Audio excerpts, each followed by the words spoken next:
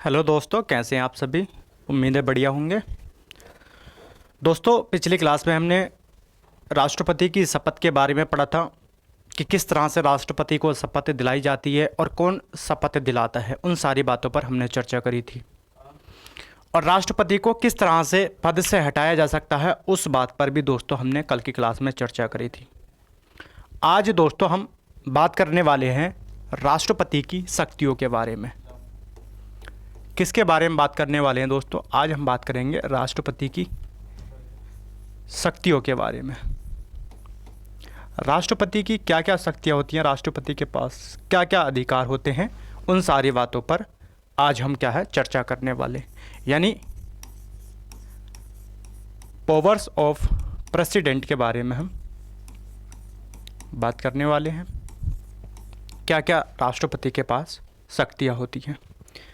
राष्ट्रपति की शक्तियों की जब हम दोस्तों बात करते हैं तो उसमें सबसे पहले हम न्यायिक शक्ति की बात करते हैं। किसकी? न्यायिक शक्ति की बात करते हैं। किसकी बात करते हैं दोस्तों? न्यायिक शक्तियों की क्या है हम बात करते हैं, यानी कि जुडिशियल पावर की हम बात करते हैं। किसकी बात करते हैं? जुडिशियल पावर की क्या है हम बात करते हैं, यानी राष्ट्रपति के पास क्या क्या न्यायिक शक्तियाँ होती हैं उस पर हम क्या है आज चर्चा करने वाले हैं दोस्तों। अगर हम राष्ट्रपति की न्यायिक शक्तियों की बात करते हैं तो अनुच्छेद 72 के तहत राष्ट्रपति को दोस्तों भारत का जो प्रेसिडेंट है, राष्ट्रपति है, उसको क्षमादान की शक्तियाँ प्राप्त होती हैं। क्या प्राप्त होती हैं दोस्तों? क्षमादान की शक्तियाँ प्राप्त होती हैं। यानी राष्ट्रपति के पास ऐसे अधिकार है या ऐसी पावर्स है दोस्तों कि राष्ट्रपति किसी एक व्यक्ति को क्या है माफ़ कर सकता है। अगर कोई व्यक्ति दोस्तों संगीन अपराध किया है तो दोस्तों अगर राष्ट्रपति को लगता है कि भाई ये निर्दोष है या इसने या क्या गलत तरीके से क्या इसको फंसाया गया है तो राष्ट्रपति क्या है उसको माफ़ कर सकता है। यानी राष्ट्रपति के पास ऐसे अधिकार है, ऐसी शक्तियाँ हैं कि राष्ट्रपति किसी की सज़ा को कम कर सकता है, किसी को सज़ा से क्या है मुक्त कर सकता है या उसकी सज़ा में परिवर्तन कर सकता है। तो अनुच्छेद 72 के तहत अनुच्छेद 72 राष्ट्रपति को अधिकार देता है कि वो किसी को क्या है क्षमा याचना दे सकता है। यानी अनुच्छेद 72 के तहत राष्ट्रपति को दोस्तों कितने प्रकार की शक्तियां प्राप्त हैं, यानी 5 प्रकार की क्षमा याचनाएं प्राप्त है। क्षमा शक्तियां क्या है प्राप्त है। कितने प्रकार की? 5 प्रकार की। कौन कौन सी हैं दोस्तों? अगर हम इनकी बात करें तो राष्ट्रपति किसी व्यक्ति को क्या है कर सकता है दोस्तों? क्षमा कर सकता है। क्या कर सकता है? क्षमा कर सकता है दोस्तों। राष्ट्रपति किसी की सज़ा को क्या कर सकता है दोस्तों? लघुकरण कर सकता है, यानी कि लघुकरण कर सकता है। और क्या कर सकता है दोस्तों? परिहार कर सकता है और विराम लगा सकता है। और दोस्तों क्या कर सकता है? प्रलंबन कर सकता है।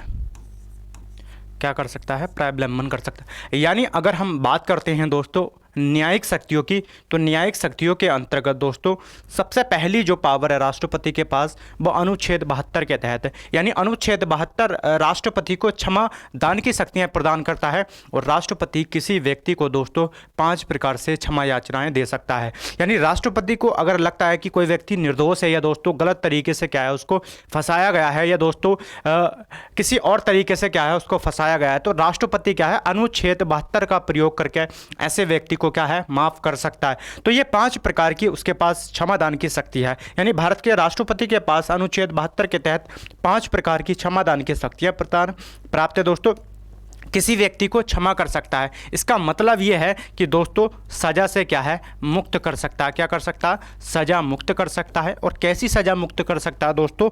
पूर्णतः क्या कर सकता है दोस्तों? पूर्णतः सजा से क्या है मुक्त कर सकता है। यानी अगर किसी व्यक्ति को दोस्तों क्या है किसी प्रकार की सजा हो गई है तो उसको क्या है, और राष्ट्रपति को लगता है कि भाई ये निर्दोष है या इसे गलत तरीके से क्या है फंसा दिया गया है, तो उसको क्या है क्षमा याचना दे सकता है और उसकी सजा को क्या है पूर्णतः मुक्त कर सकता है। यानी किसी को फांसी हो गई है तो उसकी फांसी की सजा को दोस्तों टाल सकता है राष्ट्रपति, या क्या है कंप्लीटली क्या है माफ कर सकता है। ऐसे अधिकार कौन देता है? भारतीय संविधान का अनुच्छेद 72 राष्ट्रपति को ऐसे अधिकार देता है, राष्ट्रपति को ऐसी पावर्स देता है दोस्तों। लघुकरण की अगर हम बात करते हैं तो दोस्तों लघुकरण का मतलब है सजा के स्वरूप में परिवर्तन। स्वरूप में दोस्तों क्या है परिवर्तन। इसका मतलब क्या हुआ दोस्तों? इसका मतलब यह हो गया कि अगर किसी व्यक्ति को क्या है फांसी हो गई है, यानी कि फांसी की सजा हो गई है, तो राष्ट्रपति के पास ऐसे पावर्स है दोस्तों, ऐसी शक्तियां हैं कि ये जो फांसी की सजा है दोस्तों इसको क्या कर सकता है आजीवन कारावास में परिवर्तन कर सकता है। किसमें? आजीवन कारावास में क्या है परिवर्तन कर सकता है दोस्तों। तो राष्ट्रपति के पास कैसी पावर है दोस्तों? राष्ट्रपति किसी व्यक्ति को क्या है क्षमा कर सकता है और क्या है लघुकरण कर सकता है, यानी कि सजा के स्वरूप में परिवर्तन कर सकता है। अगर किसी व्यक्ति को दोस्तों क्या है किसी केस में या किसी आपराधिक मामले में दोस्तों फांसी हो गई है तो उसकी फांसी को क्या कर सकता है दोस्तों राष्ट्रपति आजीवन कारावास में परिवर्तन कर सकता है। तो सजा के स्वरूप में राष्ट्रपति परिवर्तन कर सकता है और क्या कर सकता है दोस्तों परिहार कर सकता है। इसका मतलब क्या हुआ दोस्तों? इसका मतलब हुआ कि सजा की जो अवधि है दोस्तों, सजा की अवधि में क्या कर सकता है दोस्तों परिवर्तन कर सकता है। क्या कर सकता है? यानी राष्ट्रपति अनुच्छेद 72 के तहत किसी व्यक्ति की सजा की अवधि में क्या कर सकता है दोस्तों परिवर्तन कर सकता है। यानी इसका मतलब यह हुआ कि अगर किसी व्यक्ति को दोस्तों 2 साल की सज़ा हो गई है तो उसकी 2 साल की सज़ा को 1 साल में परिवर्तन कर सकता है। अगर किसी व्यक्ति को 5 साल की सज़ा हो गई है तो उस 5 साल की सज़ा को 2 साल में परिवर्तन कर सकता है। यानी लघुकरण और परिहार में अंतर इतना है दोस्तों, इसमें यह कहा गया कि सजा के स्वरूप में परिवर्तन कर सकता है। इसका मतलब यह है कि अगर किसी को फांसी हो गई है तो उसको आजीवन कारावास में क्या है परिवर्तित कर सकता है। जबकि परिहार का मतलब यह है कि सजा की जो अवधि है दोस्तों, मान लीजिएगा किसी को 10 साल की सजा हो गई है तो उसको 5 साल में परिवर्तित कर सकता है, या किसी को 5 साल की सजा हो गई है तो दोस्तों उसको 2 या 1 साल में क्या है परिवर्तित कर सकता है। यानी पहले ये परिहार जो है दोस्तों ये सजा की अवधि की बात करता है, और लघुकरण जो है दोस्तों ये क्या है सजा के स्वरूप की बात करता है दोस्तों। विराम की अगर हम बात करते हैं तो दोस्तों इसके माध्यम से क्या प्रावधान कर दिया गया है? इसमें कहा गया है कि दोस्तों मानवीय तथ्य के आधार पर, किसके? मानवीय तथ्य के आधार पर, मानवीय तथ्य के आधार पर क्या कर सकता है दोस्तों सजा में परिवर्तन कर सकता है। सजा में परिवर्तन कर सकता है किसके आधार पर दोस्तों?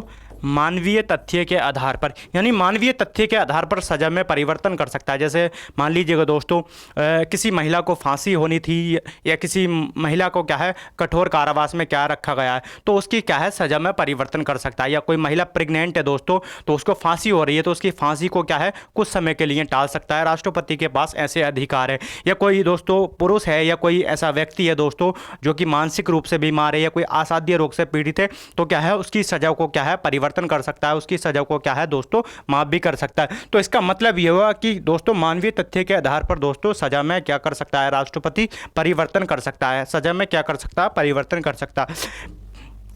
प्रायबलंबन की अगर हम बात करते हैं तो दोस्तों इसका मतलब क्या है दोस्तों? इसका मतलब यह है कि मृत्युदंड को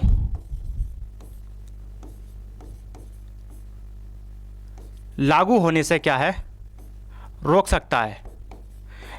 क्या कर सकता है दोस्तों? रोक सकता है। किसको? मृत्युदंड। यानी अस्थायी रूप से दोस्तों अस्थायी रूप से मृत्युदंड को लागू होने से रोक सकता है। यानी कि राष्ट्रपति दोस्तों यानी किसी को फांसी की सज़ा हो गई है तो दोस्तों उसको यानी कुछ टाइम के लिए क्या है स्थगित कर सकता है। जैसे मान लीजिएगा किसी व्यक्ति को दोस्तों फांसी होती है और फांसी होने के बाद उसके पास ऐसे अधिकार है कि वो राष्ट्रपति के पास मर्सी पिटिशन डाल सकता है। तो अनुच्छेद 72 के तहत राष्ट्रपति के पास ऐसे अधिकार है जब वो व्यक्ति दोस्तों राष्ट्रपति के पास मर्सी पिटिशन डालेगा दोस्तों क्षमा याचना डालेगा तो वो जो टाइम है दोस्तों उसको क्या है स्थगित कर दिया जाएगा। यानी जो फांसी की सजा है दोस्तों उसको क्या है कुछ समय के लिए टाल दिया जाएगा। किस आधार पर?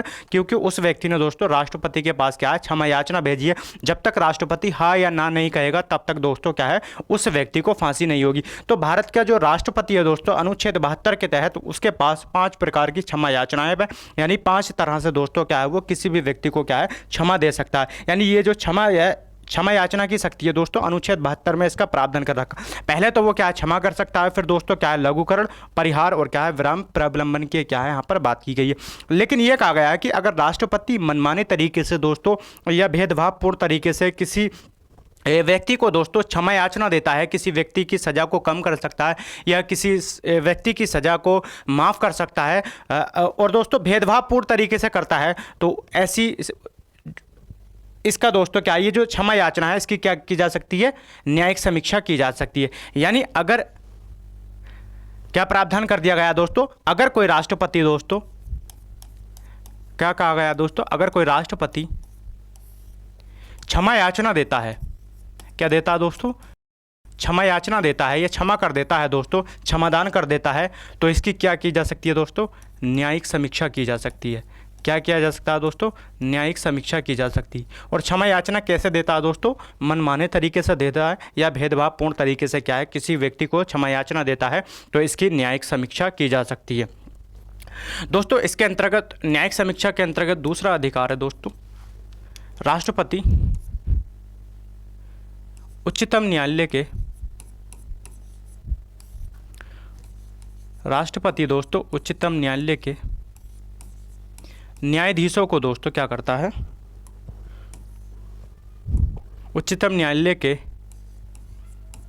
न्यायाधीशों को नियुक्त करता है। क्या करता है दोस्तों न्यायाधीशों को नियुक्त करता है और क्या करता है दोस्तों शपथ भी दिलाता है। यानी कि राष्ट्रपति उच्चतम न्यायालय के न्यायाधीशों को नियुक्त करता है और इनको शपथ भी कौन दिलाता है दोस्तों, इनको शपथ भी भारत का राष्ट्रपति दिलाता है। कौन दिलाता है दोस्तों, भारत का राष्ट्रपति इनको शपथ दिलाता है। और क्या क्या शक्तियां हैं दोस्तों न्यायिक शक्तियों के अंतर्गत, और क्या क्या शक्तियां प्राप्त है दोस्तों, राष्ट्रपति उच्च न्यायालय के न्यायाधीशों को नियुक्त करता है। किनको नियुक्त करता है दोस्तों, उच्च न्यायालय के न्यायाधीशों को नियुक्त करता है। जबकि इनको शपथ कौन दिलाता है दोस्तों, राज्य का राज्यपाल दिलाता है। तो राष्ट्रपति क्या है सर्वोच्च न्यायालय के न्यायाधीशों की नियुक्ति करता है और इनको शपथ भी दिलाता है दोस्तों, और राष्ट्रपति उच्च न्यायालय के न्यायाधीशों की नियुक्ति करता है जबकि इनको शपथ संबंधित राज्य का राज्यपाल दिलाता है दोस्तों। और क्या क्या दोस्तों शक्तियां प्राप्त हैं, अनुच्छेद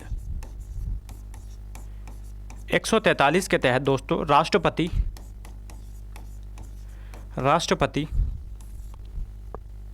किसी विधि या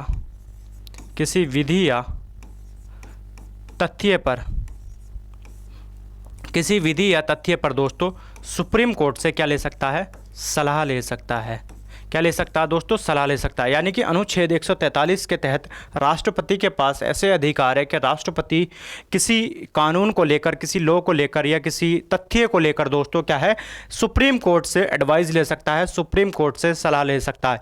लेकिन ये जो सुप्रीम कोर्ट की सलाह है दोस्तों ये क्या है राष्ट्रपति पर क्या नहीं होगी दोस्तों, बाध्यकारी नहीं होगी। यानी कि ये जो सलाह है दोस्तों ये किस पर बाध्यकारी नहीं होगी, राष्ट्रपति पर बाध्यकारी नहीं होगी। यानी सुप्रीम कोर्ट जो भी एडवाइस देता है दोस्तों ऐसा नहीं है कि राष्ट्रपति उस एडवाइस को मानेगा ही मानेगा। राष्ट्रपति के ऊपर डिपेंड करता है कि राष्ट्रपति चाहे तो उसकी सलाह को मान भी सकता है और राष्ट्रपति चाहे तो उसकी सलाह को नहीं भी मान सकता। यानी अगर हम क्षमादान की शक्तियों, अगर हम दोस्तों न्यायिक शक्तियों की बात करते हैं तो न्यायिक शक्तियों के अंतर्गत हमारा अनुच्छेद 72 के तहत राष्ट्रपति के पास क्षमादान की शक्तियां हैं दोस्तों। 5 प्रकार की क्षमादान की शक्तियां राष्ट्रपति के पास हैं। राष्ट्रपति सर्वोच्च न्यायालय के न्यायाधीशों की नियुक्ति करता है, हाई कोर्ट के न्यायाधीशों की नियुक्ति करता है, और राष्ट्रपति किसी विधि तथ्य पर क्या है सुप्रीम कोर्ट से दोस्तों सलाह ले सकता है। लेकिन ऐसी सलाह मानने के लिए राष्ट्रपति क्या है बाध्यकारी नहीं है दोस्तों। दूसरी अगर हम शक्तियों की बात करते हैं तो राष्ट्रपति के पास कार्यपालिका शक्तियां हैं। राष्ट्रपति के पास कौन सी शक्तियां दोस्तों? कार्यपालिका, एग्जीक्यूटिव पावर है।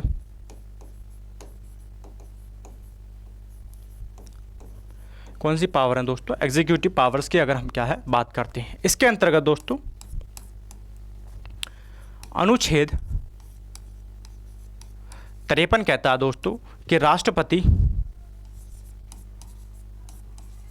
यानी कि कार्यपालिका की समस्त शक्तियां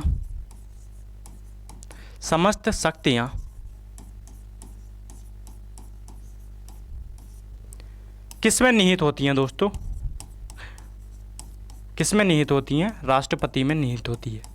अनुच्छेद 53 कहता है कि कार्यपालिका की समस्त शक्तियां राष्ट्रपति में निहित होती हैं और राष्ट्रपति दोस्तों इन शक्तियों का प्रयोग या तो स्वयं करेगा या अपने क्या है अधीनस्थ अधिकारियों के द्वारा करेगा। किसके द्वारा करेगा? अधीनस्थ अधिकारियों के द्वारा करेगा। यानी अगर हम अनुच्छेद 53 की बात करते हैं तो अनुच्छेद 53 क्या कहता है? अनुच्छेद 53 कहता है कि कार्यपालिका की जितनी भी शक्तियां हैं सारी की सारी किस में निहित होती हैं? समस्त शक्तियां राष्ट्रपति में निहित होती हैं और राष्ट्रपति उन शक्तियों का प्रयोग या तो स्वयं करेगा या अपने अधीनस्थ अधिकारियों के द्वारा करेगा दोस्तों। किसके द्वारा करेगा? अधीनस्थ अधिकारियों के द्वारा करेगा दोस्तों। इसके अंतर्गत दोस्तों अनुच्छेद 75 की अगर हम बात करते हैं तो राष्ट्रपति के पास अधिकार है कि राष्ट्रपति लोकसभा में बहुमत दल के नेता को दोस्तों क्या करेगा? प्रधानमंत्री नियुक्त करेगा। क्या करेगा दोस्तों? प्रधानमंत्री नियुक्त करेगा। यानी कि राष्ट्रपति के पास ऐसे अधिकार है कि अनुच्छेद 75 ये कहता है कि अगर किसी व्यक्ति को दोस्तों लोकसभा में बहुमत प्राप्त हो जाता है तो ऐसे व्यक्ति को क्या है राष्ट्रपति प्रधानमंत्री नियुक्त करता है। तो अनुच्छेद 75 में कहा गया कि लोकसभा में बहुमत दल के नेता को भारत का जो राष्ट्रपति है प्रधानमंत्री नियुक्त करता है दोस्तों। प्रधानमंत्री की सलाह पर दोस्तों, किसकी सलाह पर? प्रधानमंत्री की सलाह पर अन्य मंत्रियों की नियुक्ति करता है। अन्य मंत्रियों की नियुक्ति करता है। यानी राष्ट्रपति प्रधानमंत्री की सलाह पर क्या करेगा दोस्तों? अन्य मंत्रियों की नियुक्ति करेगा। इसी के अंतर्गत दोस्तों कार्यपालिका की शक्तियों के अंतर्गत तीसरा है अनुच्छेद 74। अनुच्छेद 74 क्या कहता है? अनुच्छेद 74 कहता है कि राष्ट्रपति को सलाह देने के लिए क्या होगी दोस्तों? राष्ट्रपति को एडवाइस करने के लिए मंत्रिपरिषद होगी। क्या होगी? मंत्रिपरिषद होगी। और जिसका प्रमुख कौन होगा दोस्तों? इसका प्रमुख भारत का कौन होगा दोस्तों? प्राइम मिनिस्टर होगा। यानी कि प्रधानमंत्री क्या है इसका प्रमुख होगा। तो अनुच्छेद 74 कहता है कि राष्ट्रपति को एडवाइस देने के लिए, राष्ट्रपति को सलाह देने के लिए एक मंत्रिपरिषद होगी और इसका प्रमुख कौन होगा दोस्तों? इसका प्रमुख भारत का प्रधानमंत्री होता है दोस्तों। कौन होता है? भारत का प्रधानमंत्री इसका प्रमुख होता है। इसी के अंतर्गत दोस्तों अनुच्छेद 77 कहता है कि राष्ट्रपति यानी कार्यपालिका के समस्त कार्य किसके नाम से किए जाते हैं दोस्तों? राष्ट्रपति के नाम से किए जाते हैं। यानी कि कार्यपालिका के जितने भी कार्य होते हैं सारे के सारे कार्य किसके नाम से किए जाते हैं? राष्ट्रपति के नाम से किए जाते हैं। यानी अगर हम कार्यपालिका की शक्तियों की बात करते हैं तो अनुच्छेद 77 इसमें यह कहता है कि कार्यपालिका के जितने भी कार्य हैं दोस्तों सारे के सारे किसके नाम से किए जाएंगे? राष्ट्रपति के नाम से किए जाते हैं। इसके अंतर्गत दोस्तों अनुच्छेद 78 कहता है कि राष्ट्रपति को संघ के कार्यों की जानकारी प्राप्त करने का अधिकार है। प्राप्त करने का अधिकार है। किसको अधिकार है दोस्तों? राष्ट्रपति को। अनुच्छेद 78 के तहत राष्ट्रपति के पास ऐसे अधिकार है कि संघ में क्या कार्य हो रहा है दोस्तों, इस सारी बातों की जानकारी प्राप्त करने का अधिकार है। दोस्तों राष्ट्रपति के पास और को क्या क्या अधिकार हैं?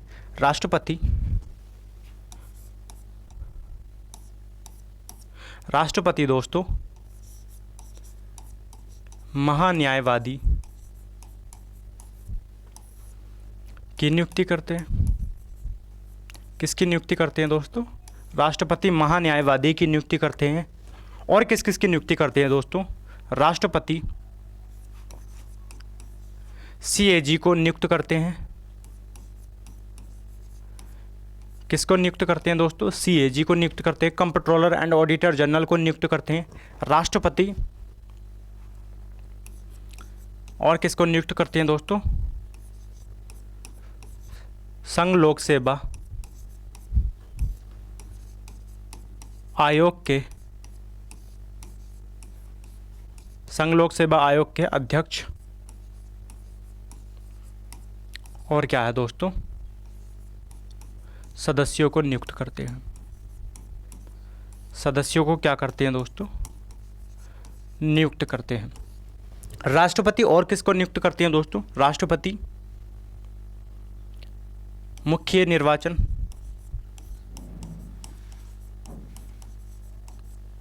मुख्य निर्वाचन आयुक्त को नियुक्त करते हैं।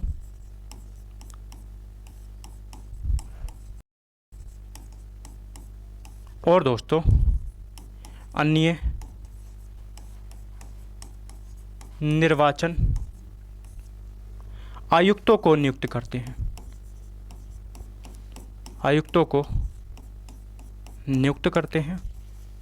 और किस किस को नियुक्त करते हैं दोस्तों?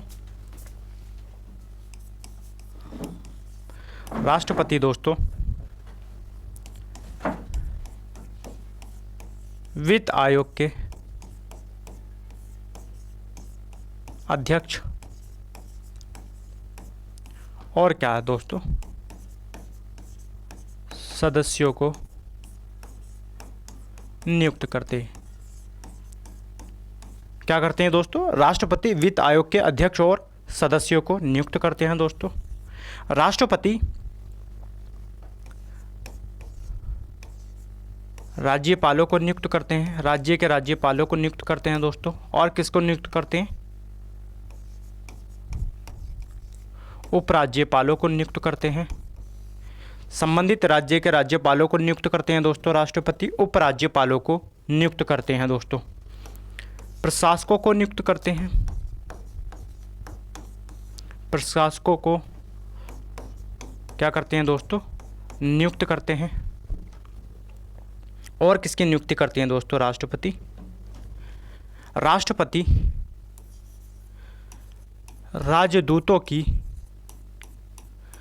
राजदूतों को दोस्तों क्या करते हैं? नियुक्त करते हैं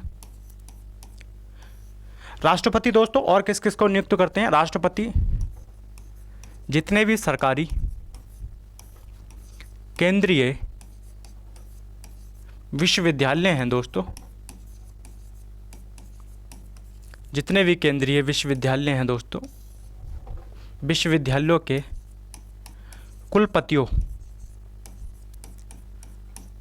कुलपतियों की नियुक्ति करते हैं। किसकी नियुक्ति करते हैं दोस्तों? जितने भी केंद्रीय विश्वविद्यालय हैं उन सभी के कुलपतियों की नियुक्ति कौन करते हैं? भारत के राष्ट्रपति करते हैं। लेकिन दोस्तों भारत के राष्ट्रपति जितने भी सरकारी केंद्रीय विधि विश्वविद्यालय हैं उनके कुलपतियों की नियुक्ति नहीं करते हैं, क्योंकि दोस्तों उनके कुलपतियों की नियुक्ति सुप्रीम कोर्ट के मुख्य न्यायाधीश के द्वारा की जाती है। तो राष्ट्रपति किसकी नियुक्ति करते हैं? जितने भी सरकारी केंद्रीय विश्वविद्यालय हैं उनके कुलपतियों की नियुक्ति करते हैं। लेकिन किनकी नियुक्ति नहीं करते दोस्तों? जितने भी सरकारी केंद्रीय विधि विश्वविद्यालय हैं दोस्तों उनके कुलपतियों की नियुक्ति भारत के राष्ट्रपति नहीं करते हैं, बल्कि उनकी नियुक्ति किसके माध्यम से की जाती है?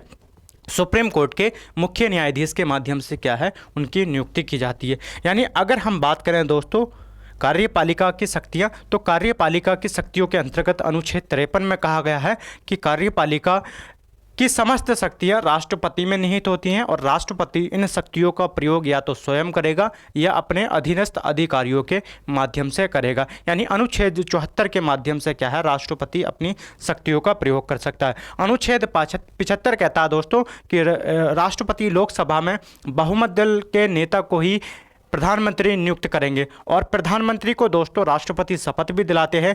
प्रधानमंत्री की सलाह पर ही अन्य मंत्रियों की नियुक्ति करते। तो राष्ट्रपति क्या है, अन्य मंत्रियों की नियुक्ति करते हैं और क्या है, प्रधानमंत्री की नियुक्ति करते हैं। लेकिन कैसे व्यक्ति की नियुक्ति करते हैं, कैसे व्यक्ति को प्रधानमंत्री बनाते हैं राष्ट्रपति, जिसको क्या है लोकसभा में बहुमत प्राप्त होता है, ऐसे व्यक्ति को ही क्या है राष्ट्रपति प्रधानमंत्री नियुक्त करते हैं। अनुच्छेद 74 में कहा गया है कि राष्ट्रपति को सलाह देने के लिए एक मंत्री परिषद होगी दोस्तों, और जिसका प्रमुख कौन होता है, भारत का प्रधानमंत्री होता है। लेकिन राष्ट्रपति मंत्री परिषद की सलाह को एक बार पुनर्विचार के लिए लौटा सकता है, लेकिन अगर दोबारा यही मंत्री परिषद राष्ट्रपति को सलाह देती है तो ऐसी सलाह मानने के लिए राष्ट्रपति बाध्यकारी हो जाता है दोस्त। अनुच्छेद 77 कहता है कि कार्यपालिका के समस्त कार्य किसके नाम से किए जाते हैं, राष्ट्रपति के नाम से किए जाते हैं। यानी जितने भी कार्य हैं कार्यपालिका के सारे किसके नाम से किए जा रहे हैं, राष्ट्रपति के नाम से किए जा रहे हैं। 78 कहता है कि राष्ट्रपति के पास ऐसे अधिकार है कि राष्ट्रपति संघ में क्या चल रहा है दोस्तों, क्या कार्य हो रहा है, इन सारी जानकारी प्राप्त करने का अधिकार है। यानी प्रधानमंत्री से समय समय पर राष्ट्रपति क्या है, संघ के बारे में क्या है जानकारी प्राप्त करता रहता है दोस्तों। तो अनुच्छेद 78 में प्रावधान कर रखा है इसका। राष्ट्रपति किस किस की नियुक्ति करता है दोस्तों, राष्ट्रपति महान्यायवादी की नियुक्ति करता है। राष्ट्रपति दोस्तों CAG controller and auditor general की नियुक्ति करता है। राष्ट्रपति संघ लोक सेवा आयोग के अध्यक्ष की नियुक्ति करता है और उसके सदस्यों की नियुक्ति करता है। और किस किस की नियुक्ति करते हैं दोस्तों, मुख्य निर्वाचन आयुक्त की नियुक्ति करते हैं और दोस्तों अन्य निर्वाचन आयुक्तों की नियुक्ति राष्ट्रपति के द्वारा की जाती है। राष्ट्रपति वित्त आयोग के अध्यक्ष की नियुक्ति करता है और उसके सदस्यों की नियुक्ति की जाती है। राष्ट्रपति राज्य के राज्यपालों की नियुक्ति करता है, राज्य के उपराज्यपालों की नियुक्ति करता है और जो यूटी हैं दोस्तों जहां पर प्रशासकों का पद है, उन प्रशासकों की नियुक्ति किसके माध्यम से की जाती है, राष्ट्रपति के द्वारा की जाती है। राष्ट्रपति राजदूतों की नियुक्ति करते हैं दोस्तों और सरकारी केंद्रीय विश्वविद्यालयों के जो कुलपति हैं उन सब की नियुक्ति किसके माध्यम से की जाती है, राष्ट्रपति के माध्यम से की जाती है। राष्ट्रपति दोस्तों राष्ट्रपति के नाम से ही दोस्तों यानी अगली शक्तियों में हमारा क्या है, राष्ट्रपति के नाम से ही दोस्तों अंतर्राष्ट्रीय शांति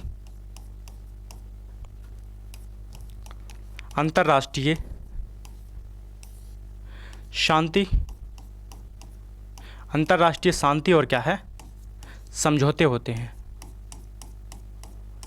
किसके नाम से होते हैं ये सारे के सारे दोस्तों, राष्ट्रपति के नाम से होते हैं, राष्ट्रपति के नाम से होते हैं। तो राष्ट्रपति के नाम से जितने भी अंतर्राष्ट्रीय शांति समझौते होते हैं वो सारे के सारे किसके नाम से होते हैं दोस्तों, राष्ट्रपति के नाम से होते हैं।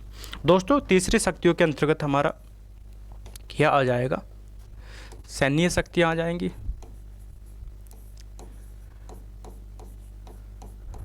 क्या आ जाएंगे दोस्तों, सैन्य शक्तियाँ, यानी कि मिलिट्री पावर की हम बात करते हैं।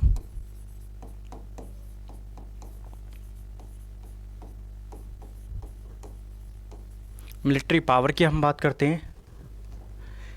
भारत का जो राष्ट्रपति होता है दोस्तों, भारत का जो राष्ट्रपति होता है वो दोस्तों तीनों सेनाओं का कमांडर क्या होता है दोस्तों, कमांडर चीफ होता है। यानी कि तीनों सेनाओं का कमांडर चीफ कौन होता है दोस्तों, भारत का राष्ट्रपति होता है। भारत का जो राष्ट्रपति है दोस्तों, थल सेना, जल सेना और दोस्तों वायु सेना, इन तीनों के प्रमुखों की क्या करता है दोस्तों, इन तीनों के प्रमुखों की नियुक्ति करता है। कौन करता है दोस्तों? राष्ट्रपति। यानी कि राष्ट्रपति दोस्तों तीनों सेनाओं का कमांडर इन चीफ होता है और तीनों सेनाओं के अध्यक्ष या प्रमुखों की नियुक्ति किसके द्वारा की जाती है? राष्ट्रपति के द्वारा की जाती है। चाहे थल सेना की बात करें, जल सेना की बात करें या वायु सेना की हम क्या है बात करते हैं, इन तीनों सेनाओं के प्रमुखों की नियुक्ति किसके माध्यम से की जाती है दोस्तों? राष्ट्रपति के माध्यम से की जाती है। राष्ट्रपति दोस्तों, राष्ट्रपति युद्ध की घोषणा करता है दोस्तों। युद्ध की क्या करता है दोस्तों? घोषणा करता है। और क्या है? युद्ध समाप्ति की घोषणा भी कौन करता है दोस्तों? राष्ट्रपति ही करता है। यानी राष्ट्रपति युद्ध की घोषणा करेगा दोस्तों और युद्ध समाप्ति की घोषणा भी कौन करेगा? भारत का राष्ट्रपति करेगा। लेकिन दोस्तों युद्ध समाप्ति की घोषणा राष्ट्रपति करेगा, लेकिन अनुमति किससे ली जाएगी दोस्तों? अनुमति संसद से ली जाएगी। यानी संसद की बिना अनुमति के राष्ट्रपति युद्ध समाप्ति की घोषणा नहीं कर सकता। तो युद्ध समाप्ति की घोषणा किससे करेगा दोस्तों? युद्ध की घोषणा भी राष्ट्रपति करता है और युद्ध समाप्ति की घोषणा भी क्या है? भारत का राष्ट्रपति करता है। तो सैन्य शक्तियों के अंतर्गत दोस्तों राष्ट्रपति तीनों सेनाओं का कमांडर इन चीफ होता है और थल सेना, जल सेना, वायु सेना, इन तीनों की सेनाओं के प्रमुखों की नियुक्ति कौन करता है? भारत का राष्ट्रपति करता है। तो दोस्तों मिलते हैं अगली क्लास में, बने रहिए।